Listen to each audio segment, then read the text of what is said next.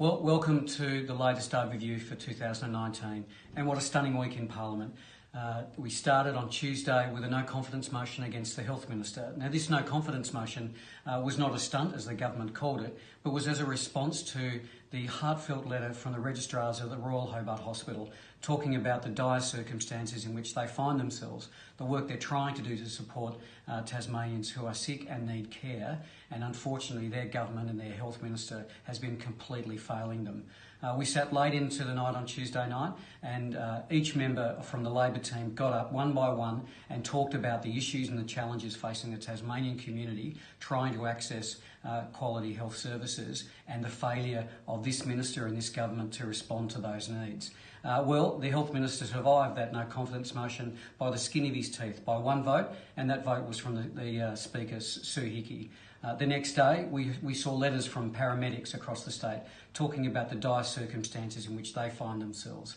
And we pressured the government, raised these issues, and we've got a Health Minister who, whilst he may have survived the no confidence motion, clearly is not across what is needed to respond to the needs of the Tasmanian community. Health is in absolute crisis.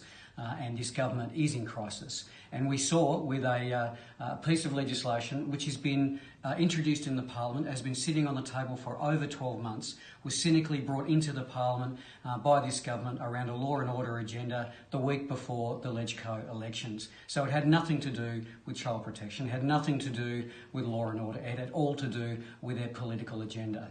We proposed a number of amendments and a number of ways to resolve this issue and to actually be tougher on crime than the state Liberals. They were clearly outmanoeuvred on those matters. And even the Speaker, the Liberal Speaker, who stood on the Liberal agenda at the last election, could not support their bill and voted against them. So this is not a government that has the numbers on the floor. It's not the government that is in majority. It is clearly in minority. And as the sign says, these are Liberals in crisis. And again, much to the shame of all Tasmanians, we had a federal Liberal candidate be exposed for some of the most horrific and offensive, homophobic, Islamophobic and just outrageous comments on social media. And as we go to air, there's no doubt that she's desperately trying to cling on to her career, but she is someone that shouldn't be put forward by any major serious political party as a candidate. In fact, it's more like the One Nation Maddies. So an amazing week in Parliament. Again, the Hodgman government lost a vote. The Tasmanian people have no confidence in their Health Minister, and only by his actions he was backed by his Liberal members. And the Labor Party are clearly and very, very aggressively putting forward the issue of health as the main issue confronting Tasmanians. So that's the week. We're back in a few weeks in the lead up to the budget, and no doubt there'll be more issues for us to raise.